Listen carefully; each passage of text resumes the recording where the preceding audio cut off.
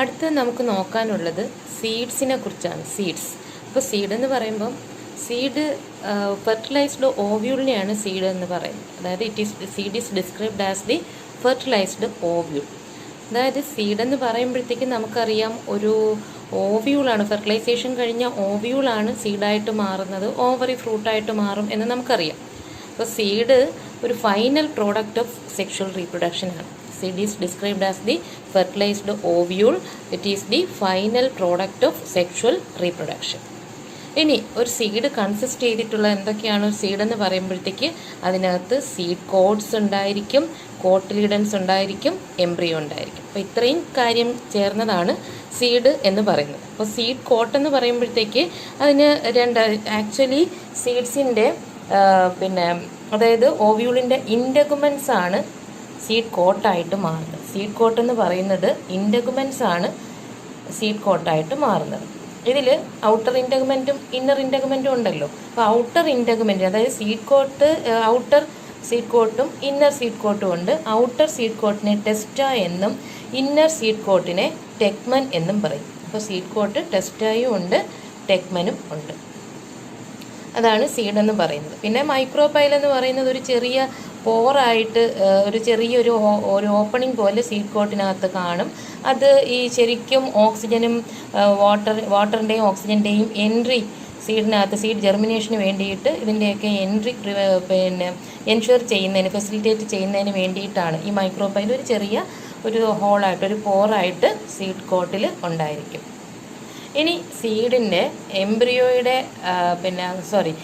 സീഡിലെ എൻഡോസ്പേമിൻ്റെ presence അനുസരിച്ച്, അതായത് ഇപ്പം ഒരു സീഡിനകത്ത് എംബ്രിയോ കാണുമെന്ന് പറഞ്ഞല്ലോ. അപ്പോൾ ഈ സീഡിനകത്ത് എംബ്രിയോ ഡെവലപ്മെൻറ്റ് നടക്കും. ഈ എംബ്രിയോ ഡെവലപ്മെൻറ്റ് നടക്കുമ്പോഴത്തേക്ക് എൻഡോസ്പേം ചില സീഡ്സിനകത്ത് ഈ എംബ്രിയോണിക് ഡെവലപ്മെൻറ്റിലെ എൻഡോസ്പേം കംപ്ലീറ്റ് ആയിട്ട് യൂട്ടിലൈസ് ചെയ്യും.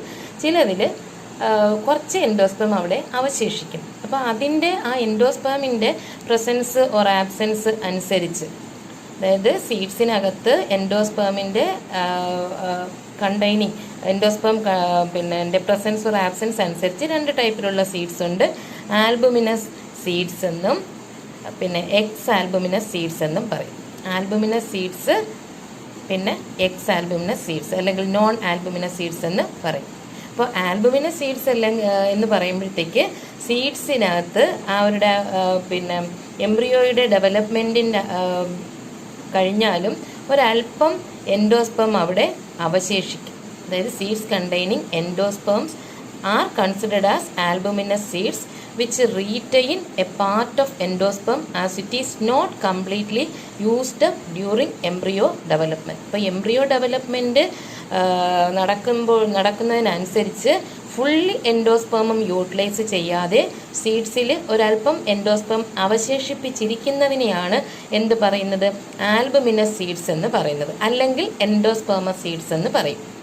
ആൽബുമിനസ് സീഡ്സ് അല്ലെങ്കിൽ എൻഡോസ്പേമസ് സീഡ്സ് എന്ന് പറയും. അപ്പോൾ seeds containing endosperm are considered as albuminous seeds which retain a part of endosperm as it is not completely used up during embryonic development. ഇതിന് ഉദാഹരണമായിട്ട് പറയുന്നത് coconut, castor, rice, wheat, maize, barley ഇതൊക്കെ endospermous സീഡ്സിന് എക്സാമ്പിളാണ്, അല്ലെങ്കിൽ albuminous സീഡ്സിന് എക്സാമ്പിളാണ്. ഇനി എംബ്രിയോ ഡെവലപ്പ് ചെയ്യുന്നതിനനുസരിച്ച് എൻഡോസ്പേം കംപ്ലീറ്റ് ആയിട്ട് യൂട്ടിലൈസ് ചെയ്ത് കഴിഞ്ഞു, അല്പം പോലും എൻഡോസ്പേം പിന്നീട് അവിടെ അവശേഷിക്കുന്നില്ല എങ്കിൽ അതിനെ എക്സ് ആൽബുമിനസ് സീഡ്സ് അല്ലെങ്കിൽ നോൺ എൻഡോസ്പേമസ് സീഡ്സ് എന്ന് പറയും, അല്ലെങ്കിൽ നോൺ ആൽബുമിനസ് സീഡ്സ് എന്ന് പറയും. A seed without endosperm is called non-albuminous or ex-albuminous seeds in which the reserve food in the endosperm is consumed for the development of embryo. Complete ആയിട്ട് embryo development നടക്കുമ്പോഴത്തേക്ക് complete ആയിട്ട് ആ endosperm fully utilise ചെയ്ത് കഴിഞ്ഞാൽ ആ സീഡിനകത്ത് പിന്നീട് എൻഡോസ്പേമിൻ്റെ അവശേഷിപ്പൊന്നും കാണത്തില്ല. അപ്പോൾ അങ്ങനെയുള്ള എംബ്രിയോയെ പറയുന്നതാണ് എക്സ് ആൽബുമിനസ് സീഡ്സ് എന്ന് പറയും. അങ്ങനെയുള്ള സീഡ്സിനെ പറയുന്നതാണ് എക്സ് ആൽബുമിനസ് സീഡ്സ് എന്ന് പറയുന്നത്. ഉദാഹരണം പീ, ബീൻസ്, ഗ്രൗണ്ട് നട്ട് എക്സെട്ര. അപ്പോൾ ഇതാണ് രണ്ട് ടൈപ്പിലുള്ള സീഡ്സ്. ഇനി ചില സീഡ്സിൽ അതിൻ്റെ ന്യൂസെലസ് നമ്മൾ പഠിച്ചിട്ടുണ്ടല്ലോ, ന്യൂസെലസ് ഓവിലിനകത്ത് കാണപ്പെടുന്ന ഒരു ടിഷ്യൂ ന്യൂസെലസ്. അപ്പോൾ ചില സീഡ്സിൽ ന്യൂസെലസിൻ്റെ അവശേഷിപ്പ് അല്ലെങ്കിൽ റെമിനൻസ് ഉണ്ടായിരിക്കും. അങ്ങനെ റെമിനൻസ് ഓഫ് ന്യൂസെലസ് പെർസിസ്റ്റ് ചെയ്യുന്നതിനെയാണ് എന്ത് പറയുന്നത്? പെരിസ്പേം എന്ന് പറയും. അപ്പോൾ persistent nucellus it is called perisperm. ഉദാഹരണമായിട്ട് ബ്ലാക്ക് പെപ്പർ പറയാം. അപ്പോൾ ഇത്രയുമാണ് ആ സീഡിൻ്റെ ഒരു ഡിസ്ക്രിപ്ഷൻ എന്ന് പറയുന്നത്. ഇത്രയും കാര്യമാണ്. അടുത്തത് സീഡ് ഡോർമൻസിയാണ്. അതായത് സീഡ് മെച്യൂർ ചെയ്യുന്നതിനനുസരിച്ച് ഈ സീഡിനകത്തുള്ള വാട്ടർ കണ്ടൻറ്റൊക്കെ കംപ്ലീറ്റ് ആയിട്ട് റെഡ്യൂസ് ചെയ്യും. എന്നിട്ട് സീഡ് ഡ്രൈ ആയിട്ട് മാറും. അതിനകത്ത് സീഡിനകത്തുള്ള മെറ്റബോളിക് ആക്ടിവിറ്റീസ്, എംബ്രിയോയുടെ മെറ്റബോളിക് ആക്ടിവിറ്റീസൊക്കെ സ്ലോ ഡൗൺ ചെയ്യും. പിന്നെ എംബ്രിയോ കുറച്ച് സമയത്തേക്ക് ഒരു സ്റ്റേറ്റ് ഓഫ് ഇനാക്ടിവിറ്റിയിലേക്ക് മാറും. ഇതിനെയാണ് ഡോർമൻസി എന്ന് പറയുന്നത്. ഡോർമൻസി. അപ്പോൾ മെച്യൂർ ചെയ്യുന്നതിനനുസരിച്ച് വാട്ടർ കണ്ടൻറ്റൊക്കെ റെഡ്യൂസ് ചെയ്ത് മെറ്റബോളിക് ആക്ടിവിറ്റീസൊക്കെ സ്ലോ ഡൗൺ ചെയ്യും. ആ സമയത്ത് എംബ്രിയോ ഒരു enter into a state of inactivity called dormancy. ഒരു നിദ്രാവസ്ഥയിലേക്ക്, സുഷുപ്താവസ്ഥയിലേക്ക് പോകും. ഫേവറബിൾ കണ്ടീഷൻസിൻ്റെ അവൈലബിലിറ്റി അനുസരിച്ച്, അതായത് മോയ്സ്ചർ, ഓക്സിജൻ, സ്യൂട്ടബിൾ ടെമ്പറേച്ചർ, ഇതൊക്കെ ഉണ്ടാകുന്നതിനനുസരിച്ച് സീഡ് ജെർമിനേറ്റ് ചെയ്യും. അപ്പോൾ അതാണ് ഒരു സീഡ് ഡോർമൻസിയെ കുറിച്ച് പറയാനുള്ളത്. അടുത്ത് നമുക്ക് സീഡ്സിൻ്റെ advantages of seeds to angiosperms. Angiosperm പ്ലാന്റ്സിന് സീഡ്സ് കൊണ്ടുള്ള അഡ്വാൻറ്റേജസ് എന്തൊക്കെയാണെന്ന് നോക്കാം. അതായത് ഇപ്പോൾ സീഡ്സിന് സീഡ് ഡിസ്പേഴ്സ്ഡ് എന്ന് പറയുന്ന ഒരു പ്രോപ്പർട്ടി ഉണ്ട്. അതായത് ഇപ്പോൾ ഒരു സ്ഥലത്ത് ഉണ്ടാകുന്ന സീഡ് ഏതെങ്കിലും വിധത്തിലൂടെ, അതായത് ഇപ്പോൾ അനിമൽസ്, ഇപ്പോൾ കാക്കയൊക്കെ പഴമൊക്കെ കുത്തി തിന്നിട്ട് വേറെ എവിടെയെങ്കിലും പോയി എക്സ്ക്രീറ്റ് ഔട്ട് ചെയ്യുമ്പോഴത്തേക്ക് അതിൻ്റെ സീഡ് ആ ഭാഗത്ത് വീഴും. അപ്പോൾ മറ്റൊരു ഏരിയയിൽ ആ സീഡ് ട്രാൻസ്ഫർ ചെയ്യും. അങ്ങനെ പോകുന്നതിനെയാണ് സീഡ് ഡിസ്പേഴ്സൽ എന്ന് പറയുന്നത്. അപ്പോൾ seeds have adaptations for dispersal to new habitat and help species to colonise in other areas. സീഡ്സിൻ്റെ ഒരു അഡ്വാൻറ്റേജ് ആണ്. ആൻജിയോസ്പേം പ്ലാന്റ്സിന് സീഡ്സ് കൊണ്ടുണ്ടാകുന്ന ഒരു അഡ്വാൻറ്റേജ് ആണ്. സീഡ്സിന് ഡിസ്പേഴ്സൽ എന്ന് പറയുന്ന ഒരു അഡാപ്റ്റേഷൻ ഉള്ളത് കൊണ്ട് സ്പീഷീസിന് മറ്റ് ഏരിയയിലേക്ക്, അത് ഓരോ സ്പീഷീസിനും, പ്ലാന്റ് സ്പീഷീസുകൾക്ക് മറ്റ് ഏരിയയിൽ കോളനൈസ് ചെയ്യാനായിട്ട് സാധിക്കുന്നു. പിന്നെ അടുത്തത്, seeds have sufficient food reserve to nourish seedling until they are capable of photosynthesis. അതായത് സീഡ്സിനകത്ത് ധാരാളം ഫുഡ് റിസർവ്സ് ഉണ്ട്, എൻഡോസ്പേമൊക്കെ ഉള്ളതാണല്ലോ. അപ്പോൾ അത് യൂട്ടിലൈസ് ചെയ്യാൻ സീഡ്ലിങ്സിന് അത് യൂട്ടിലൈസ് ചെയ്യാൻ സാധിക്കുന്നു. ഒരു സീഡ്ലിങ്ങിന് സ്വന്തമായിട്ട്, അല്ലെങ്കിൽ ഒരു പ്ലാന്റിന് സ്വന്തമായിട്ട് ഫോട്ടോസിന്തസിസ് പെർഫോം ചെയ്യാൻ കഴിയുന്നത് വരെയും അത് ഇതിനകത്തുള്ള സീഡിനകത്തുള്ള ഫുഡ് റിസർവ്സ് മതിയാകും. പിന്നെ ഈ സീഡ് കോട്ട് ഉണ്ടല്ലോ, ടെസ്റ്റയും ടെക്മനും. Hard seed coat provides protection to embryo. എംബ്രിയോസിന് സീഡിന്റെ കോട്ട് പ്രൊട്ടക്ഷൻ പ്രൊവൈഡ് ചെയ്യുന്നു. പിന്നെ സീഡ് എന്ന് പറയുന്നത് സെക്ഷൽ റീപ്രൊഡക്ഷന്റെ പ്രോഡക്റ്റ് ആണല്ലോ. അതുകൊണ്ട് തന്നെ being the product of sexual reproduction generate new genetic combinations leading to variation. അതായത് ഒരു സെക്ഷൽ റീപ്രൊഡക്ഷനിലൂടെ ഉണ്ടായി വരുന്നതായതുകൊണ്ട് സീഡ്സ് നിന്നും ജനറേറ്റ് ചെയ്യുന്ന പ്ലാന്റ്സിന് പുതിയ ജനറ്റിക് കോമ്പിനേഷൻ, ജനിതക വ്യതിയാനങ്ങളുള്ള വെറൈറ്റീസ് ഉൽപ്പാദിപ്പിക്കാൻ സാധിക്കുന്നു. പിന്നെ സീഡ് എന്ന് പറയുന്നത് അഗ്രികൾച്ചറിന്റെ തന്നെ ഒരു ബേസിസ് ആണ്. അഗ്രികൾച്ചർ സീഡ്സ് ഇല്ല എങ്കിൽ കൃഷിയെക്കുറിച്ച് നമുക്ക് ചിന്തിക്കാൻ പോലും പറ്റത്തില്ല, അല്ലേ? പിന്നെ അതേപോലെ സീഡ്സിന്റെ മറ്റൊരു property, dehydration and dormancy of mature seeds help their use as food through the year and raise crop in the next season. സീഡിന് ഡീഹൈഡ്രേഷനും നേരത്തെ നമ്മൾ പറഞ്ഞു, ഡോർമൻസി എന്ന് പറയുന്ന പ്രോപ്പർട്ടി ഉണ്ടല്ലോ മെച്യൂർ സീഡ്സിന്. അതുകൊണ്ട് അത് ഒരു വർഷത്തോളം തന്നെ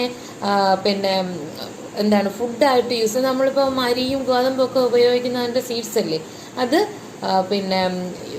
ഉപയോഗിക്കാനും ഫുഡായിട്ട് യൂസ് ചെയ്യാനും, പിന്നീട് അത് ഇപ്പം നമുക്ക് അപ്പോൾ അരി എടുക്കുന്നത് നെല്ലിൽ നിന്നും എടുക്കുന്നു, അപ്പോൾ നമുക്കത് ഫുഡായിട്ട് യൂസ് ചെയ്യാൻ സാധിക്കുന്നു. അതുകൂടാതെ അടുത്ത സീസൺ വരുമ്പോഴത്തേക്ക് അത് ഒരു ക്രോപ്പായിട്ട് വിളവിന് വേണ്ടിയിട്ട് അടുത്ത സീസണിലേക്ക് യൂസ് ചെയ്യാൻ സാധിക്കുന്നു. അങ്ങനെ സീഡ് സ്റ്റോർ ചെയ്ത് വെക്കുന്നത് കൊണ്ട് അഗ്രികൾച്ചറിലൂടെ പുതിയ അതായത് പുതിയ ക്രോപ്സ് ഉണ്ടാക്കാനായിട്ട് സാധിക്കും. അടുത്ത സീസണിൽ നമുക്കത് വിതച്ച് കൊയ്തെടുക്കാൻ സാധിക്കുന്നു. അപ്പോൾ ഫുഡായിട്ടും യൂസ് ചെയ്യാൻ പറ്റുന്നു. അത് പിന്നീട് നെക്സ്റ്റ് സീസൺ വരുമ്പോൾ അത് വിതച്ച് കൊയ്യാനും സാധിക്കുന്നു. അപ്പോൾ ഇതൊക്കെയാണ് സീഡ്സിൻ്റെ advantages to angiosperms.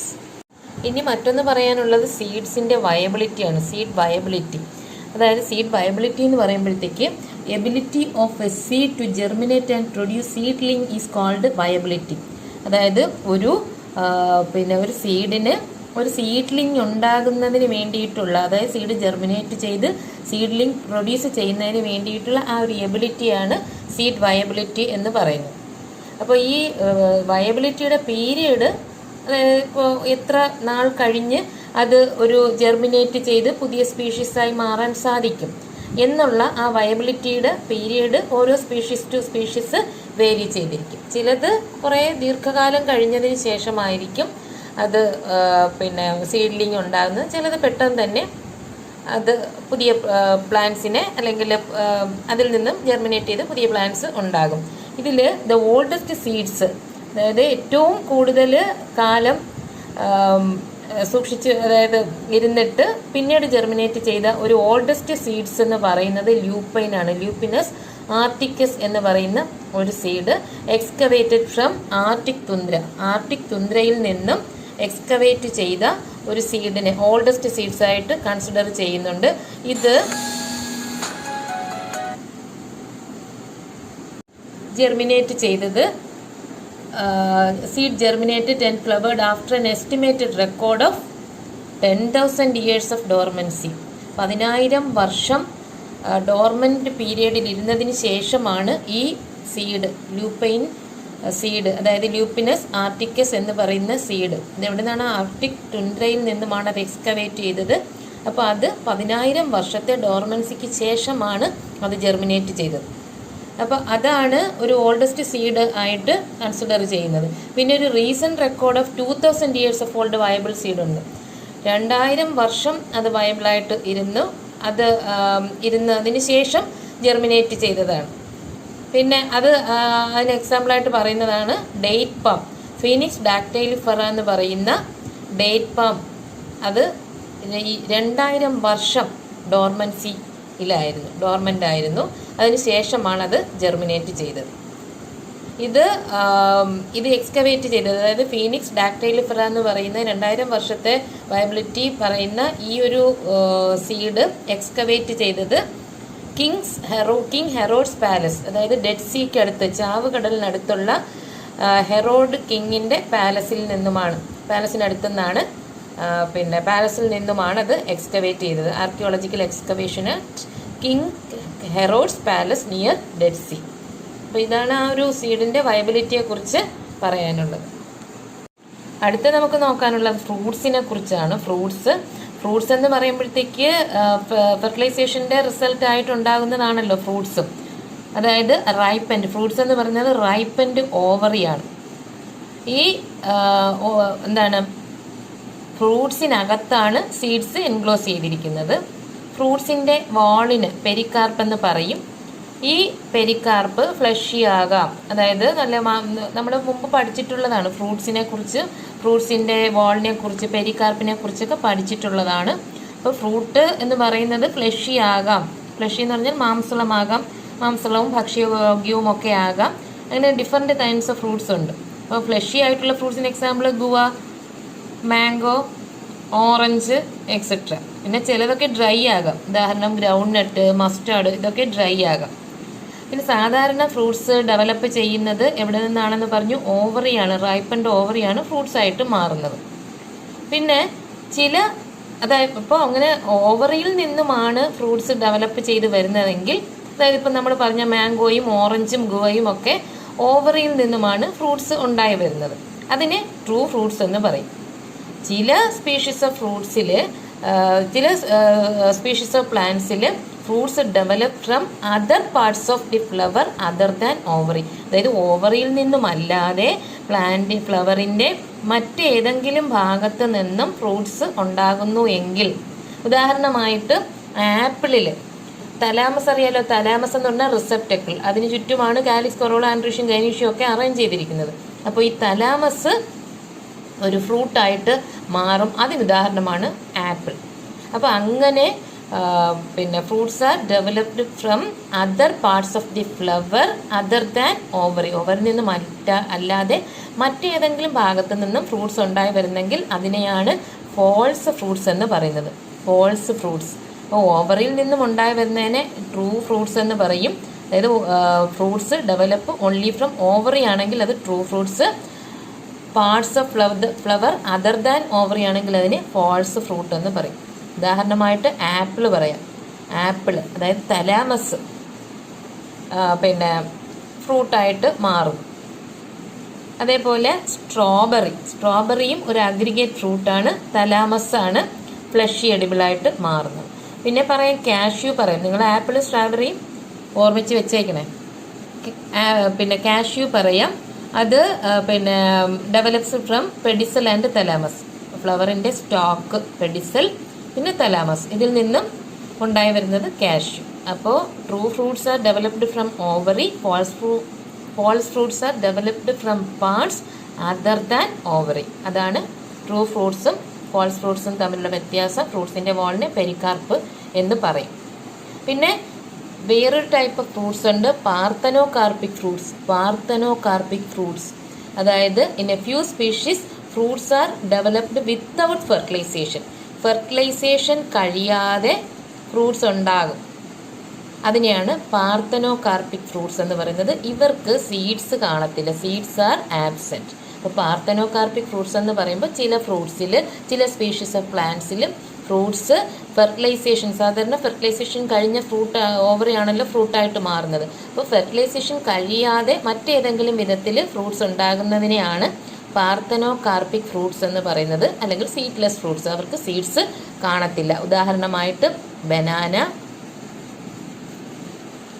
Seedless grapes, ഇതൊക്കെ. ബനാന ഒരു പാർത്തനോകാർപ്പിക് ഫ്രൂട്ട്സിനെ എക്സാമ്പിളായിട്ട് ഓർമ്മിച്ച് വെച്ചേക്കുക. പിന്നെ സീഡ്ലെസ് ഫ്രൂട്ട്സ് ഉണ്ട്. അതേപോലെ സീഡ്ലെസ് ഗ്രേപ്സ് ഈ പാർത്തനോകാർപ്പി ഇൻഡ്യൂസ് ചെയ്യാൻ സാധിക്കും. ഈ ഓക്സിനും ജിബ്ബർലിനും ഒക്കെ നമ്മൾ പ്ലാന്റ് ഗ്രോത്ത് ഹോർമോൺസ് പഠിച്ചിട്ടില്ലേ, അതിൽ ഓക്സിൻ്റെയും ജിബ്ബർലിൻ്റെയും ഒക്കെ ആപ്ലിക്കേഷൻ കൊണ്ട് പാർത്തനോകാർപ്പി ഇൻഡ്യൂസ് ചെയ്ത് നമുക്ക് സീഡ്ലെസ് ഗ്രേപ്സ്, ചില മുന്തിരിങ്ങയൊക്കെ കഴിക്കുമ്പോൾ അതിൽ സീഡ്സ് കാണത്തില്ല, നല്ല രസമല്ലേ അത് കഴിക്കാൻ. അപ്പോൾ അത് പാർത്തനോകാർപ്പി ഇൻഡ്യൂസ് ചെയ്ത് അങ്ങനെ ഉണ്ടാക്കാൻ സാധിക്കും. ഇതാണ് ഫ്രൂട്ട്സിനെ കുറിച്ച്. അപ്പോൾ നമ്മൾ പോസ്റ്റ് ഫെർട്ടിലൈസേഷൻ ഇവൻസിൽ എൻഡോസ്പെർം ഡെവലപ്മെൻറ്റ്, എംബ്രിയോണിക് ഡെവലപ്മെൻറ്റ്, പിന്നെ സീഡ്, ഫ്രൂട്ട്, ഇത്രയും കാര്യങ്ങൾ പറഞ്ഞു. അപ്പം നമ്മൾ പാർത്തനോകാർപ്പിക് ഫ്രൂട്ട്സ് പറഞ്ഞു. Fruits are formed without fertilisation. അതേപോലെ ഒരു മോഡിഫൈഡ് ഫോം ഓഫ് റീപ്രൊഡക്ഷൻ ഉണ്ട്, അവിടെ seeds are formed without fertilisation. Seeds fertilisation നടക്കാതെ ഉണ്ടാകുന്നതിനെ പറയുന്ന പേരാണ് അപ്പോമിക്സിസ് എന്ന് പറയും. അപ്പോമിക്സിസ്. അവിടെ എന്താണ് സംഭവിക്കുന്നത്? Seeds are formed without fertilisation. ഇപ്പോൾ fruits formed without fertilisation parthenocarpic fruits, seeds formed without ഫെർട്ടിലൈസേഷന് അപ്പോമിക്സിസ് എന്ന് പറയും. അപ്പോമിക്സിസ് അതൊരു കൈൻഡ് ഓഫ് അസെക്ഷൽ റീപ്രൊഡക്ഷൻ ആണ്, പക്ഷേ സെക്ഷൽ റീപ്രൊഡക്ഷന് മിമിക് ചെയ്യുന്നതാണ്. അസെക്ഷൽ റീപ്രൊഡക്ഷൻ എന്ന് പറയുന്നത്, അതായത് അസെക്ഷൽ റീപ്രൊഡക്ഷൻ പോലെ ഫെർട്ടിലൈസേഷൻ നടക്കുന്നില്ലല്ലോ, അപ്പോൾ അത് അസെക്ഷൽ റീപ്രൊഡക്ഷൻ ആയിട്ട് പറയാം, പക്ഷേ അത് സെക്ഷൽ റീപ്രൊഡക്ഷന് മിമിക് ചെയ്യുന്നതാണ്. അതിൻ്റെ സെക്ഷൽ റീപ്രൊഡക്ഷൻ പോലെ അതൊരു ഒരു ഫെർട്ടിലൈസേഷൻ നടന്നിട്ടില്ല എങ്കിൽ പോലും ഒരു ഡിപ്ലോയിഡ് ആയിട്ടുള്ള ഒരു സീഡ് ഉണ്ടാവുകയാണ് ചെയ്യുന്നത്. അപ്പോൾ അങ്ങനെ ഉള്ളത് കൊണ്ട് അപ്പോമിക്സിസ് അസെക്ഷൽ റീപ്രൊഡക്ഷൻ ഫോം ആണെങ്കിലും മിമിക്സ് സെക്ഷൽ റീപ്രൊഡക്ഷൻ. അതിന് എക്സാമ്പിളായിട്ട് പറയാം some species of Asteraceae family grasses. Asteraceae എന്ന് പറയുന്നതിന്, അതായത് ആസ്ട്രേസിയയിൽ വരുന്നത് നമ്മുടെ സൺഫ്ലവറൊക്കെ ആസ്ട്രേസിയ ഫാമിലിയിൽ വരുന്നതാണ്. സൺഫ്ലവർ, ക്രിസാന്തിമം ഒക്കെ ആസ്ട്രേസിയ ഫാമിലിയിൽ വരുന്നതാണ്. അപ്പോൾ ആസ്ട്രേസിയയും ഗ്രാസസും അപ്പോമിക്സിസിന് ഉദാഹരണമായിട്ട് പറയാവുന്നതാണ്. അപ്പോൾ ശരിക്കും ചില സ്പീഷീസിൽ ഈ അപ്പോമിക്റ്റിക് സീഡ്സ് ഫോം ചെയ്യുന്നത് ഒരു ഡിപ്ലോയിഡ് എഗ് സെല്ലിൽ നിന്നും ഫോം ചെയ്യുന്ന ഒരു diploid egg cells with reduction division. Diploid egg cell megasporogenesis നമ്മൾ പഠിച്ചില്ലേ, ആ സമയത്ത് ഡിപ്ലോയിഡ് ആയിട്ടുള്ളൊരു എഗ് സെല്ല് ഫോം ചെയ്തിട്ട് അതിൽ നിന്നും ഫെർട്ടിലൈസേഷൻ നടക്കാതെ ഉണ്ടാകുന്നു. ഒരു ഡിപ്ലോയിഡ് എഗ് സെല്ലിൽ നിന്നും ഉണ്ടാകുന്നു, അതുകൊണ്ട് അത് സെക്ഷൽ റീപ്രൊഡക്ഷൻ. പക്ഷേ ഫെർട്ടിലൈസേഷൻ നടക്കുന്നില്ല, അതുകൊണ്ട് അസെക്ഷൽ റീപ്രൊഡക്ഷൻ. അതാണ് നമ്മൾ നേരത്തെ പറഞ്ഞത്, അസെക്ഷൽ റീപ്രൊഡക്ഷൻ ടൈപ്പ് ആണെങ്കിലും സെക്ഷൽ റീപ്രൊഡക്ഷനെ മിമിക് ചെയ്യുന്നു. അപ്പോൾ ഈ അപ്പോമിക്റ്റിക് സീഡ്സ് ഫോം ചെയ്യുന്നതിനൊരു കണ്ടീഷനായിട്ടൊരു അല്ലെങ്കിൽ അതിനൊരു സാഹചര്യമായിട്ട് പറയാവുന്നത് ഒരു ഡിപ്ലോയിഡ് എഗ് സെല്ല് മെഗാസ്പോറോജനസിൻ്റെ സമയത്ത് ഒരു ഡിപ്ലോയിഡ് എഗ് സെല്ലിൽ നിന്നും റിഡക്ഷൻ ഡിവിഷൻ നടക്കാതെ ഒരു സീഡ് ഫോം ചെയ്യാം, ഫെർട്ടിലൈസേഷൻ നടക്കാതെ. അപ്പോൾ അങ്ങനെ അപ്പോമിക്സിസ് നടക്കാം. ഇനി മറ്റൊരു കാര്യം പറയാൻ പോകുന്നത്, ഇപ്പം നമ്മൾ നാരങ്ങ, ഓറഞ്ച് അതൊക്കെ അറിയാലോ, അതിൻ്റെ സീഡ്സ് നിങ്ങൾ ഓറഞ്ചിൻ്റെയോ നാരങ്ങയുടെയോ സീഡ്സ് എടുത്ത് അതൊന്ന് സ്ക്യൂസ് ചെയ്ത് നോക്കിയാൽ അതിൽ ഒന്നിൽ കൂടുതൽ എംബ്രിയോ പുറത്ത് വരുന്നത് കാണാം. അതൊന്ന് സ്ക്യൂസ് ചെയ്ത് ഞെക്കി നോക്കുമ്പം അതിനകത്ത് നമ്മുടെ കയ്യിലത് കാണാൻ പറ്റും, ഒന്നിൽ കൂടുതൽ എംബ്രിയോസ് പുറത്ത് വരുന്നത് കാണാം.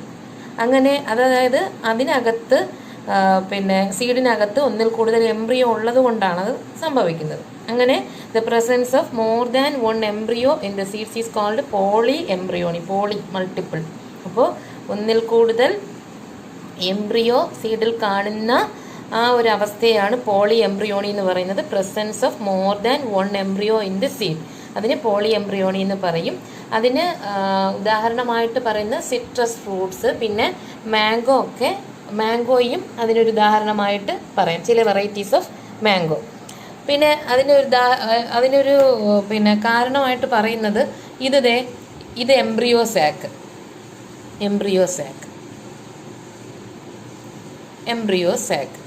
ഇത് ന്യൂസെലസ്. അപ്പോൾ ന്യൂസെലസ് എന്ന് പറഞ്ഞാൽ എംബ്രിയോ സാക്കിനെ സറൗണ്ട് ചെയ്ത് കാണുന്ന ഒരു ടിഷ്യൂ ആണല്ലോ, നമുക്കറിയാമല്ലോ, പഠിച്ചിട്ടുള്ളതാണ്. ഇത് എംബ്രിയോ സാക്ക്. ആൻറ്റിബോഡിൽസും പിന്നെന്താണ് എഗ് അപ്പാരറ്റസും സെക്കൻഡറി ന്യൂക്ലിയസും ഒക്കെ വരുന്നത്. അപ്പോൾ ചില ന്യൂസെല്ലാർ സെൽസിൽ ചില cells some of the nucellar cell surrounding the embryo sac, അതായത് എംബ്രിയോ സാക്കിനെ സറൗണ്ട് ചെയ്ത് കാണുന്ന ന്യൂസെല്ലാർ സെല്ലിൽ ചില സെൽസ് ഡിവൈഡ് ചെയ്തിട്ട് അത് പ്രൊട്രൂഡ് ചെയ്ത് ഈ എംബ്രിയോ സാക്കിനകത്തേക്ക് കടക്കാൻ തുടങ്ങും.